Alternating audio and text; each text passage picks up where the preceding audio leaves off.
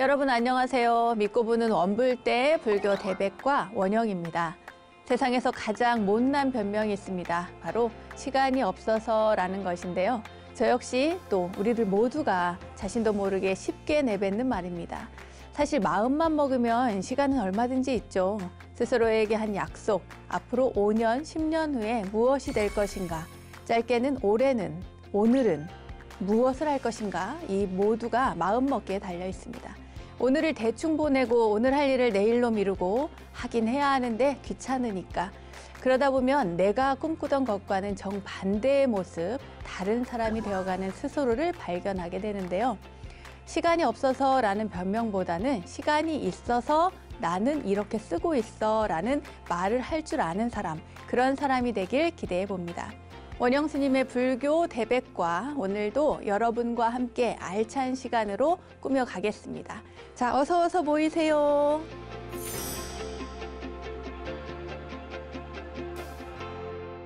원영 스님의 불교 대백과 첫 순서는 알고 보면 약이 되는 수많은 불교의 이야기들과 불교 지식을 내 안에 지식인 시간입니다. 부처님의 법을 이어받은 제자들은 수없이 많습니다. 원불대와 함께하며 진리의 가르침을 함께하는 여러분 모두도 다 부처님의 참 제자고요. 열반경을 보면 부처님의 열반송에 이런 이야기가 있습니다. 재행무상, 시생멸법, 생멸멸이 정멸위락. 말하자면 재행무상, 모든 것이 무상하니 시생멸법, 이것이 바로 생멸법이다. 생멸멸이, 생멸이 소멸하여 그치면 정멸위락, 정멸이 바로 즐거움이 되느니라, 이런 이야기입니다. 부처님께서는 생사윤회에서 벗어난 생사해탈의 즐거움을 평소 제자들에게 강조를 하셨습니다. 자, 오늘도 1250에 이르는 상수 제자들 가운데 그 중에서도 리더들이죠. 부처님의 10대 제자들 2편이라는 주제로 불교 대백과 지식인 시작해 보겠습니다.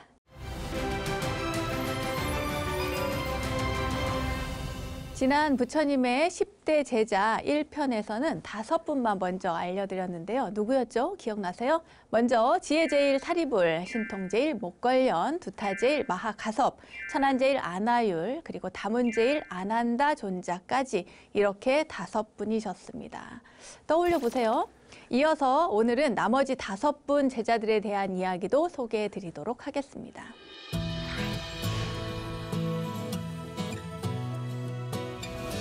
먼저 지계제일 우빨리 존자입니다. 한자어로는 우발이라고 쓰여져 있죠. 우발이 존자, 우빨리 존자 같은 말입니다.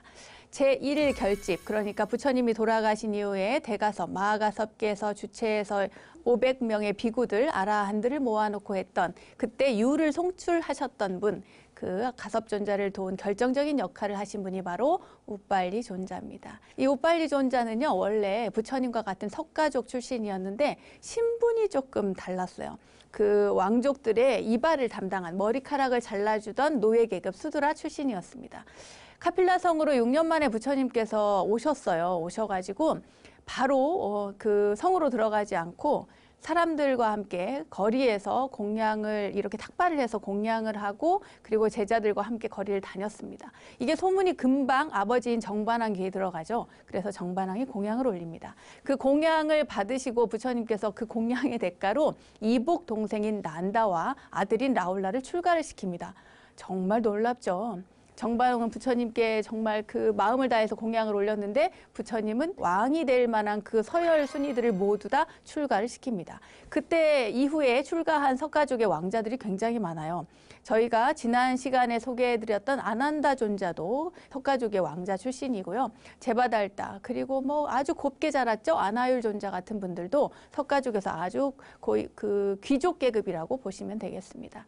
이러한 우빨리 존자가요, 석가족의 왕자들이 한꺼번에 출가할 때 머리카락을 잘라주기 위해서, 그러니까 삭발을 해주기 위해서 함께 길을 떠납니다. 길을 떠났는데 부처님께서 이미 저기 멀리 국경지대까지 가셨다는 얘기를 듣고 불이 나게 가요. 쫓아가는데 이 왕자들이 우빨리 존자에게 머리카락을 자르게 하고는 자신이 가지고 있는 폐물, 그러니까 보석이라든지 장신구들을 다 벗어서 그 우빨리 존자에게 주고 이걸 가지고 돌아가라고 합니다. 그런데 우빨리 존자는 자기도 출가를 하고 싶은 거예요. 모두 왕자들도 출가를 하는데 자기도 출가를 하고 싶은데 다만 자기 신분이 너무 낮아서 천민이니까 노예니까 자기는 출가하겠다는 말을 차마 못합니다. 그때 본인도 출가하고 싶은 마음이 있다는 것을 얘기를 하니까 율장에 나옵니다. 그때 왕자들이 우리들은 신분이 높고 오만하기 때문에 이 노예 계급인 우빨리 존자가 먼저 출가해서 선배 스님, 그러니까 사형 스님이 되면 우리가 오만함을 더 줄일 수 있지 않겠나, 우리가 겸손하게 살 수 있지 않겠나, 이렇게 이야기를 하고 우빨리 존자에게 먼저 출가를 하라고 얘기를 합니다. 그래서 우빨리 존자가 부처님께 가서 말씀을 드리죠. 사람의 몸은 얻기 어렵고 부처님의 세상도 만나기 어렵고 또 밝은 시절은 더욱 만나기 어렵습니다. 부처님께서는 가엾이 여기시어 부디 제게 사문이 되도록 허락해 주소서라고 이야기를 합니다. 그때 부처님께서 말씀하시죠. 장하다고 하시면서 오라 비구여라고 말합니다. 오라 비구여, 이 오라 비구여가 굉장히 중요합니다. 초창기의 비구들을 가르쳐서 설레 비구라고 합니다. 착할 선자에 올레자를 써서요. 오라 비구여, 착하니여 이리 오너라 라는 이야기인데, 그래서 우리가 초창기의 비구 스님들을 모두 설레 비구라고 합니다. 착할 선, 올레, 설레 비구. 이렇게 오라 비구여라고 해서 우빨리 존자가 먼저 출가를 하게 됩니다. 그래서 출가한 다음에 그 쭉 순서대로 선배 스님들에게 이렇게 절을 하는데, 그때 이 왕자들이 우빨리 존자의 발에도 절을 했다고 합니다.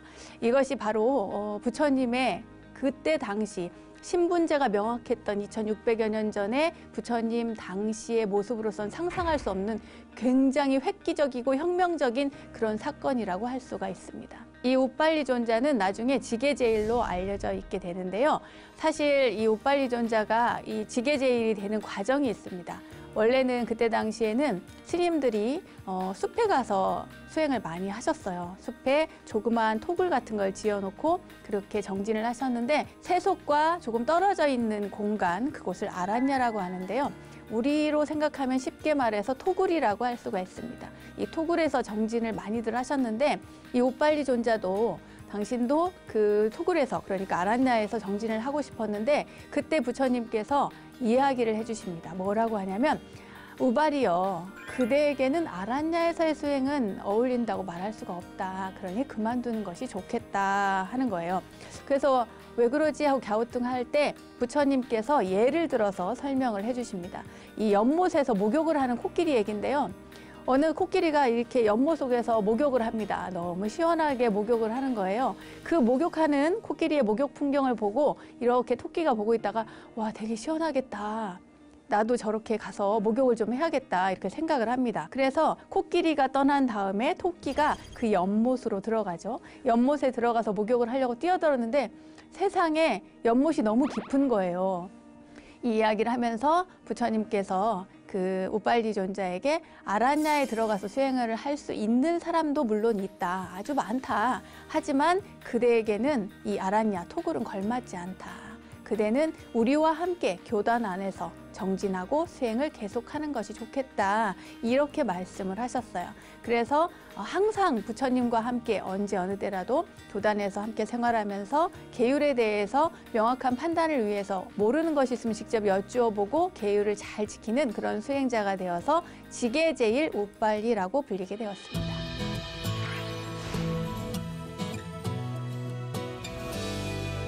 다음은 설법제일 부르나 존자입니다. 부르나라고도 하죠. 이 부르나 존자는요, 인도의 서해안 쪽, 그러니까 서쪽에 있는 수르나국 출신입니다. 이 수르나국은 인도의 서쪽에 있는 나라고요. 항구, 그러니까 무역항으로도 아주 유명한 나라입니다. 아버지는 아주 부호였고요. 이 부호인 아버지와 여종 사이에서 태어났습니다. 그래서 재산이 엄청 많은데도 불구하고 여종 사이에서 태어난 아이라서 돈을 한 푼도 받지 못하고 아버지가 돌아가신 이후에 집을 나오게 됩니다. 그런데 굉장히 영리하고 아주 똑똑한 그런 사람이었기 때문에 일찍 장사를 시작했나 봐요. 우두전단이라고 하는 향나무의 일종입니다. 전단향을 배에 싣고 국가와 국가를 이렇게 이동을 하게 되는데 7번째 항해 때 부처님의 가르침을 알게 됩니다. 이런 일이 있었어요. 그때 그 사위성의 상인들이 배 위에서 노래를 부르고 있습니다. 그때 부르나 존자가 이게 무슨 노래입니까? 라고 물어요. 그러니까 상인들이 이건 노래가 아닙니다. 브루나 존자가 다시 묻죠. 그럼 이게 뭐예요? 주문입니까? 하니까 주문도 아니라는 거예요. 그럼 뭐냐고 하니까 바로 부처님의 가르침이라는 겁니다. 그럼 부처님이 어떤 분이냐고 물어요. 그러니까 이 상인들이 부처님의 훌륭한 점들을 또 가르침을 얘기해 주면서 사위성에 가면 부처님을 만날 수 있다고 알려줍니다. 그래서 이 브루나 존자는 사위성에 부처님을 찾아가게 되죠. 그리고 부처님을 뵙고 그 이후에 출가를 합니다.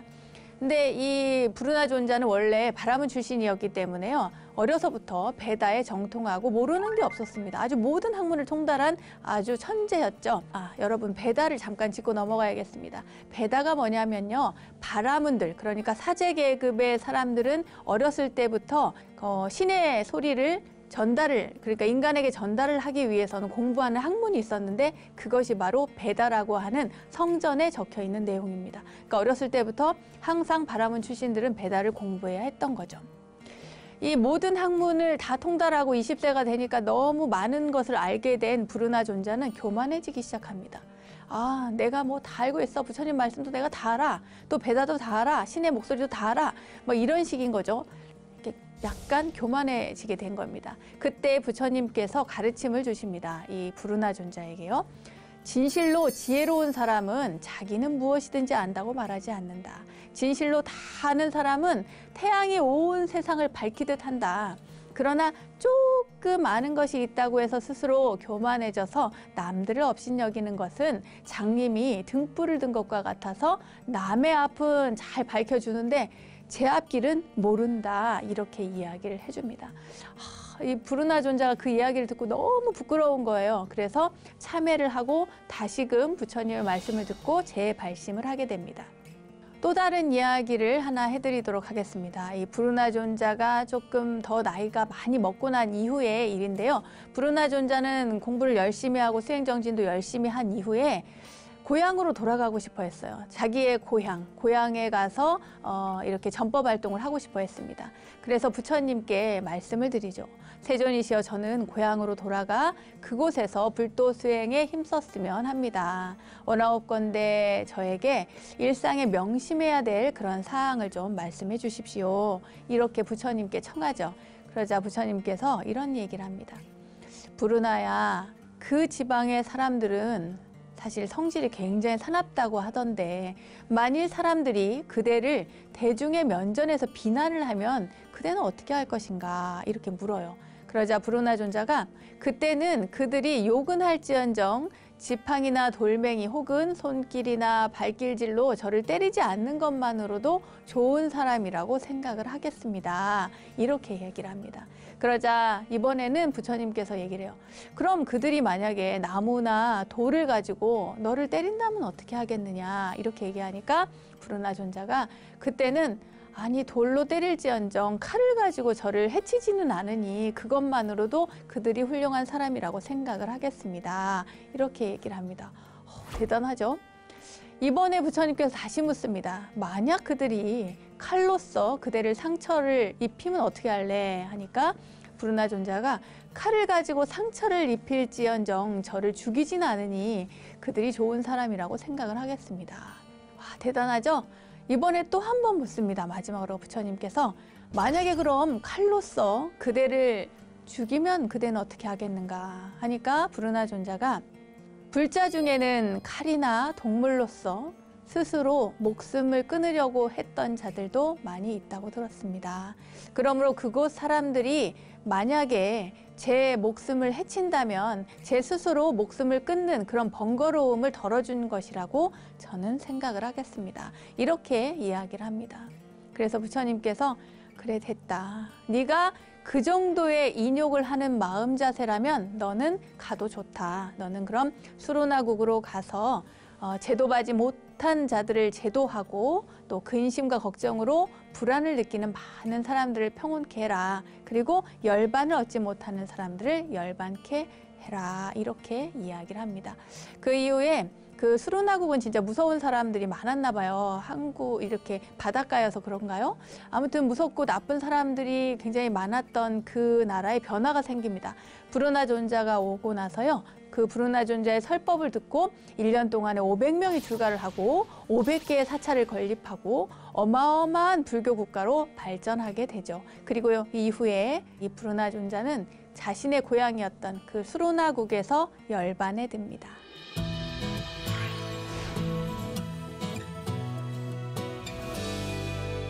다음은 해공제일 수보리입니다. 수보리 존자, 수부티라고도 불립니다. 여기서 잠깐 조계종의 소위 경전이기도 하고 여러분들이 늘 독송하는, 수지 독송하는 경전 가운데 금강경이라는 경전이 있잖아요. 그 금강경의 내용에 보면은 수보리와 부처님께서 서로 대화하는 내용이 나오거든요. 그때 부처님께서 수보리야, 수보리야, 뭐가 어떻고 저떻고 이렇게 말씀하시는 그 내용, 그 부처님의 음성이 들리는 듯도 합니다. 자, 여러분 금강경에 나오는 수보리 존자 기억하시면서 금강경을 독송하시면 더 좋을 것 같습니다. 이 수보리 존자는요, 수다타 장자의 조카로 잘 알려져 있습니다. 여러분 수다타 장자 누군지 아세요? 아시는 분? 손 한번 들어보세요. 아시는 분? 아시는 분이 있군요. 이 수다타 장자는 바로 기원정사를 부처님께 지어드린 그 장자입니다. 급고독 장자라고도 알려져 있습니다. 이분이 바로 큰아버지였어요. 이 수다타 장자가 부처님께 자기네 나라에서, 그러니까 코살라국에 부처님을 청해서 모시고 싶어서 만든 곳이 바로 기원정사인데요. 기원정사를 만들고 첫 번째로 그곳에서 설법을 하고 부처님께서 이 설법을 하셨을 때 그때 출가를 하신 분이 바로 수보리 존자입니다. 원래 그런데 이 수보리 존자는 해공제일로 알려져 있긴 하지만 성정이 그렇게 좋지 못했는가 봐요. 어렸을 때부터 이 가족들 간의 불화로 인해서 굉장히 원망도 많고 화도 많고 그런 유년 시절을 보냈다고 합니다. 그러니까 걸핏하면 나가서 싸우는 거예요. 싸움도 굉장히 잘했답니다. 사람들도 막 때리고 뭐 화도 잘 내고, 그래서 이 수보리 존자가 출가하기 전에는 주위 사람들이 다 불안해했대요. 또 무슨 화를 낼까? 또 누구랑 싸울까? 이렇게 불안해했다고 합니다. 그런데 그런 수보리 존자가 이 자기의 큰아버지인 수다타 장자가 세운 기원정사에서 부처님께서 오셔서 첫 번째 설법을 하실 때 그 설법을 듣고 딱 깨우침이 있었던 거예요. 그때 부처님의 제자가 되고 부처님의 공사상을 가장 잘 이해하는 해공제일이 되었다고 합니다. 이 금강경에서 많이 나오죠. 기원정사에서 처음 오셔서 설법을 하실 때 맨 앞에 연화색녀가 있었다고 합니다. 연화색 비구니로 나중에 유명해지는 분인데요. 맨 앞에, 부처님 앞에 그 연화색녀가 있었는데 그 부처님께서 이야기를 했대요. 연화색 비구니한테 나를 최초로 이곳에서 맞아준 것은 그대인 것 같지만 그대가 아니다. 누구냐? 바로 수보리다. 그 수보리는 나를 보는데 저 하늘을 보고도 내 법신을 알아볼 정도로, 그 정도로 공에 밝다. 그러니까 그 누구보다도 내 법신을 최초로 본 사람이 바로 수보리다. 이렇게 이야기를 합니다. 그래서 저 허공을 보고도 부처님의 법신을 본다고 해서 해공제일, 물론 뭐 그때부터 시작일 것 같습니다. 그 나쁜 성정들, 싸움 잘하고 화를 잘 내던 그 모든 것들을 다 덮고 이후에 모든 것이 무상하다는 그 가르침을 뼛속 깊이 느끼고 해공제일 수보리가 되었다는 이야기입니다.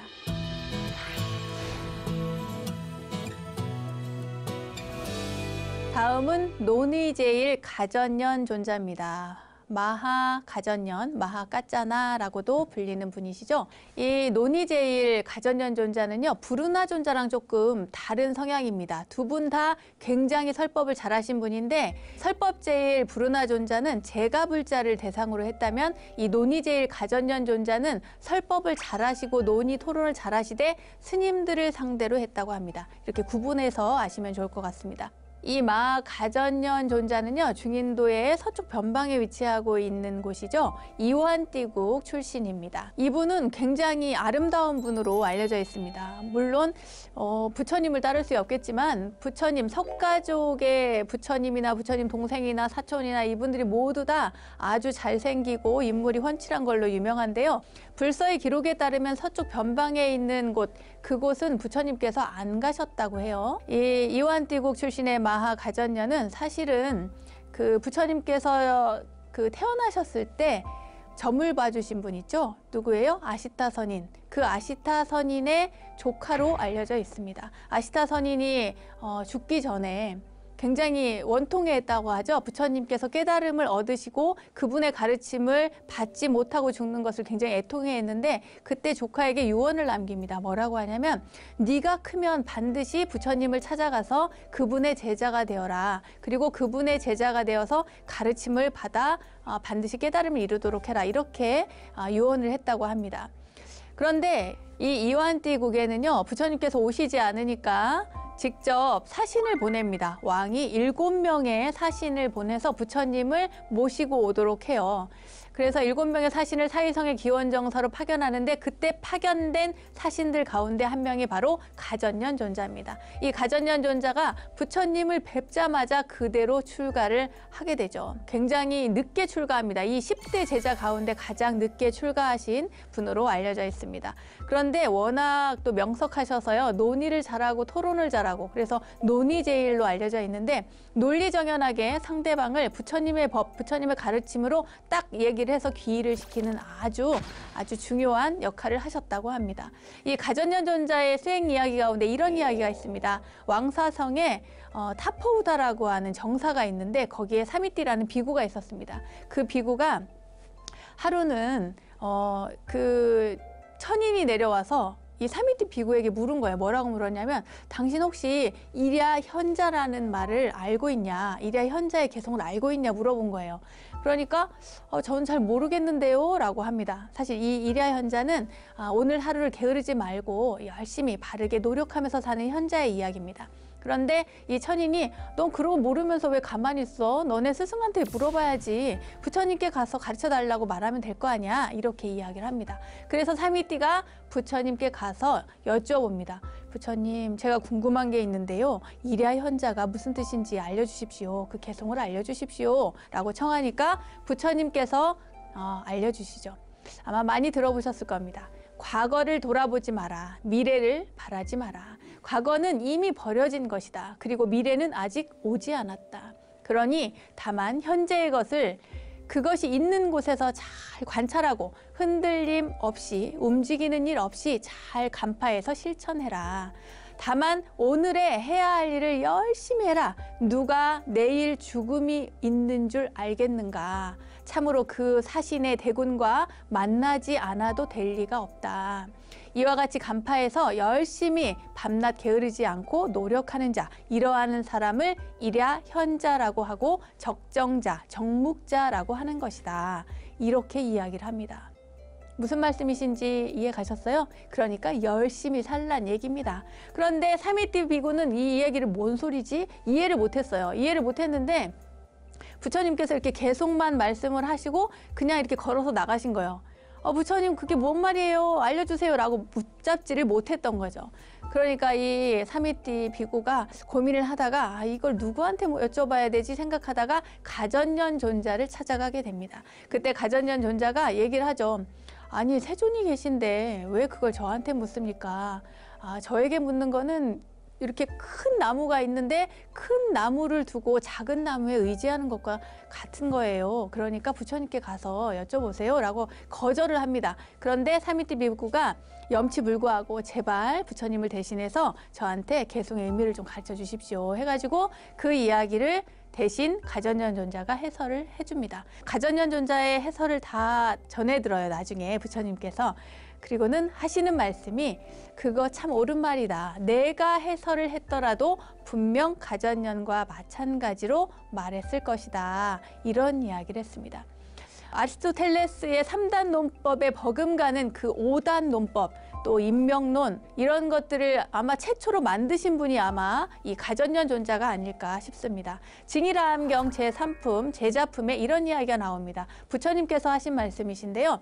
비구들아 마땅히 알라.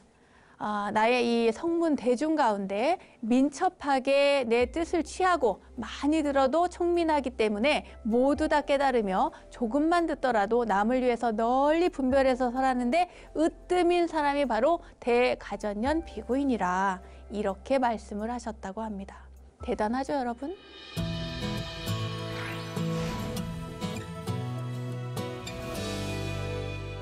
10대 제자 가운데 이제 마지막입니다. 마지막 10번째 밀행제일 라울라 존자에 대해서 이야기를 해드리도록 하겠습니다. 라울라 존자는 여러분 잘 아시죠? 부처님께서 출가하기 전에 태어난 아들입니다.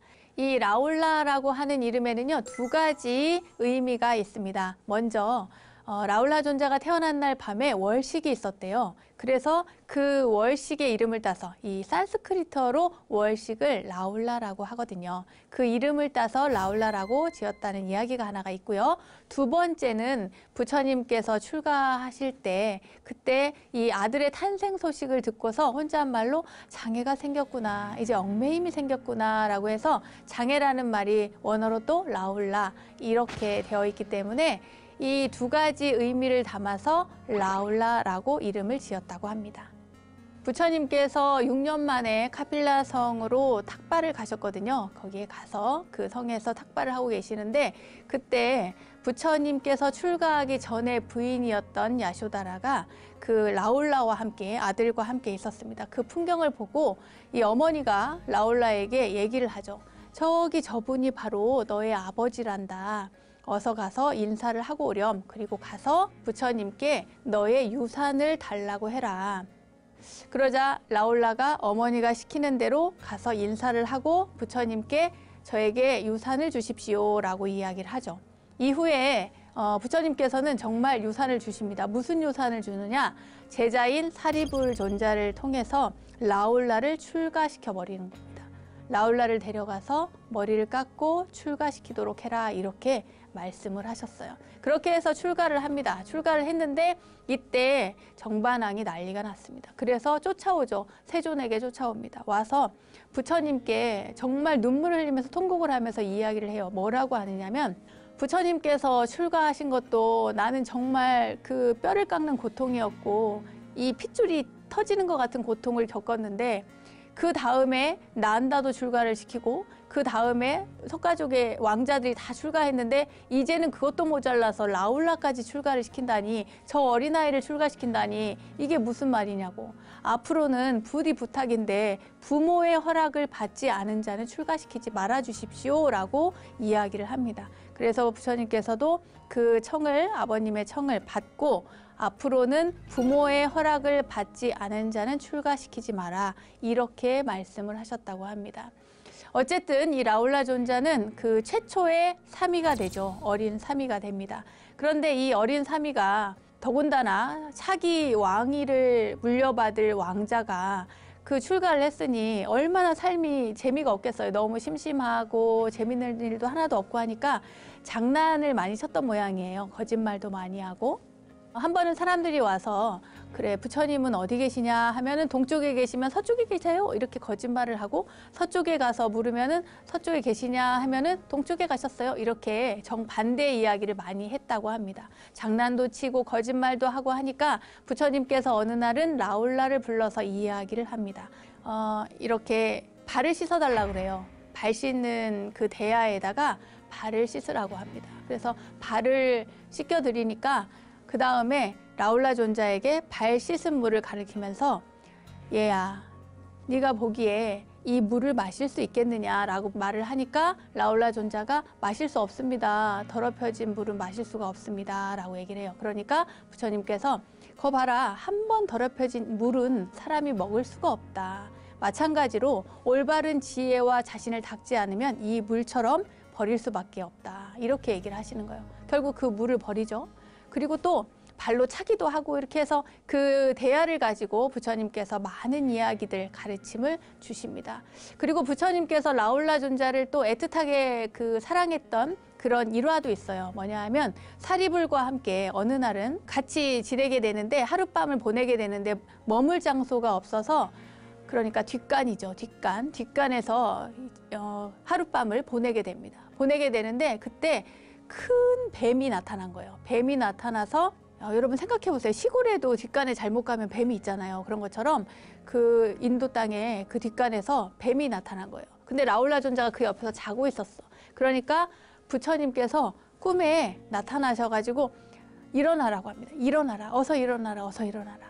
그렇게 해가지고 사리불과 라울라를 깨워가지고 그 위기에서 구하신 적이 있다고 합니다. 이 일화도 굉장히 재미가 있죠. 어쨌든 이 20살이 된 라울라는 나중에 비구계를 받고 아주 철저히 수행을 합니다. 밀행제일이라고 하죠. 남몰래 숨은 좋은 일들을 굉장히 많이 하고 선행도 많이 하고 정진도 많이 하고 그리고 다란이를 잘 외워서 밀행, 밀교에서 말하는 비밀 밀자를 써가지고 그 밀행을 잘 했다고도 하고요. 직밀교행이라고도 합니다. 직밀교행, 바르게 밀교를 행했다.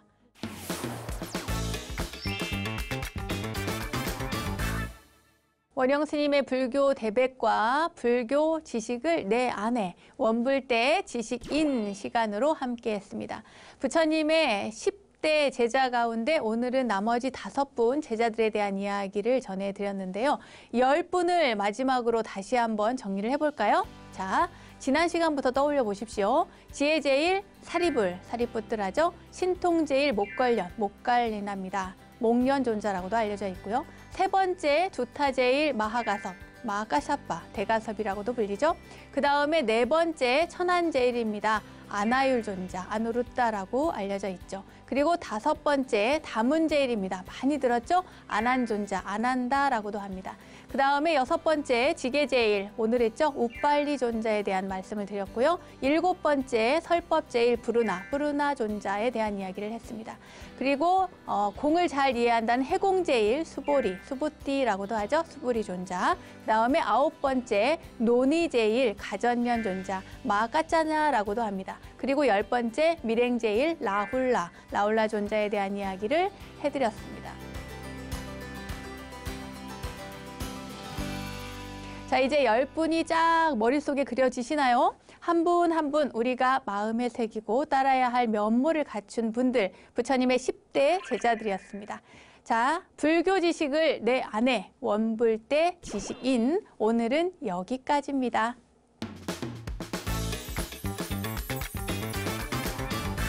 저절로 알게 되는 사찰 이야기, 오늘은 이절로, 저절로 시간입니다. 전남 순천에 자리한 승보사찰 송광사 산내 암자인 이 천자암은 송광사의 3대 보물 가운데 하나인 쌍향수를 품고 있는 곳입니다.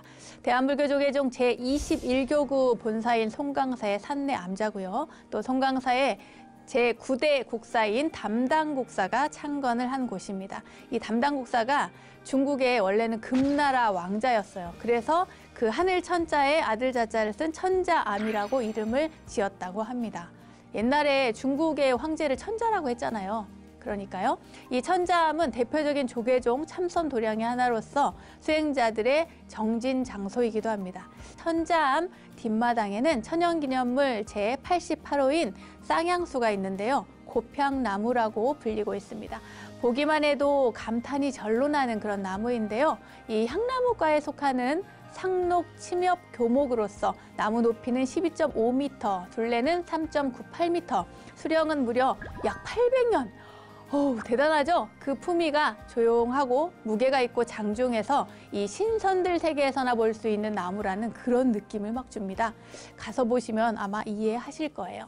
송광사의 고평나무는 그 두 그루가 또 쌍으로 나란히 이렇게 서 있습니다. 그리고 줄기가 몹시 막 꼬여서요, 진기한 모습을 보이고 아주 오래되고 큰 나무인 만큼 사람들이 이 나무의 외경의 마음을 표해 왔다고 하는데요. 자, 오늘 저절로 시간은 이 천자암의 쌍향수, 고평나무에 얽힌 전설을 찾아서 떠나가 볼까 합니다. 그럼 정말 전설 속으로 들어가 볼게요. 아주 옛날에 어느 두 스님이 이렇게 차를 앞에 두고 마주 앉아 있습니다. 이 두 스님은 누구냐 하면요. 먼저 보조국사 진울 스님입니다. 보조국사 진울 스님 전에 말씀드렸죠. 정예결사를 이끄신 분이고 정예결사문을 쓰신 분이고 불교에 아주 큰 혁명을 일으켰던 그런 분이십니다. 그리고 그 마주 앉아있던 분, 그분은 바로 조금 전에 말씀드린 금나라의 왕자 출신인 담당국사입니다. 이 담당국사는요, 예전에 어머니가 굉장히 편찮으실 때 이 보조국사 진울 스님이 자신의 어머니를 고쳐준 일이 있대요. 병을 치료해 준 일이 있어서 그것이 인연이 되어서 진울 스님이 이 스님 굉장히 큰 스님이구나 이렇게 생각하고 그 큰 스님을 모시고 이 땅에 오게 되었다고 합니다. 그러니까 원래는 중국 금나라 사람인데 이렇게 그 고려 땅에 와서 이 진울 스님을 모시고 살게 된 거죠. 이 두 분께서 서로 마주보면서 오랫동안 차를 마시고 서로 대화도 없었는데요. 한참 시간이 지난 다음에 진울 스님이 먼저 그만 일어나지 하시면서 자리에서 일어납니다. 그리고는 총총총총 걸어서 산을 내려가요. 그런데 그 모습을 보고 뒤늦게 이 담당 국사가 스승님께서, 진울 스님께서 지팡이를 두고 갔다는 걸 알고 그 지팡이를 들고 막 내려가서 그 스님께 드려요. 그러면서 이걸 지팡이를 놓고 가셨습니다 하고 지팡이를 드리니까 그것이 어찌 내 것이던가 원래 있던 자리에 두고 갈 뿐인 것을 이렇게 말씀을 하셨답니다. 그 말을 딱 듣고는 스승의 뜻을 알아들은 이 제자, 그러니까 담당 국사가 빙글에 미소를 짓고요. 본인 것도 그 원래 있던 지팡이 자리 옆에 같이 두고 자신도 스승을 따라서 산을 내려옵니다. 여기 남긴 두 개의 지팡이는요, 나중에 뿌리를 내리고 큰 나무를 이루게 되는데 원래는 금나라에서부터 가지고 온 향나무로 만든 지팡이였다고 합니다. 그 두 개의 지팡이가 천자함에 남아서 서로 절을 하는 모양을 갖추고 서로 실타래처럼 꼬이면서 아주 웅장한 지금의 모습을 갖추게 되었다고 합니다. 이 쌍향수에는 굉장히 유명한 이야기가 얽혀 있습니다. 뭐냐 하면 이 쌍향수를 가서 직접 만지면 반드시 극락왕생을 한다고 하는데요. 이게 워낙 보물이어서 이걸 만질 수 있는지 모르겠습니다만 살짝 한번 아무튼 가서 직접 보시고 소원 성취하시기 바랍니다. 네.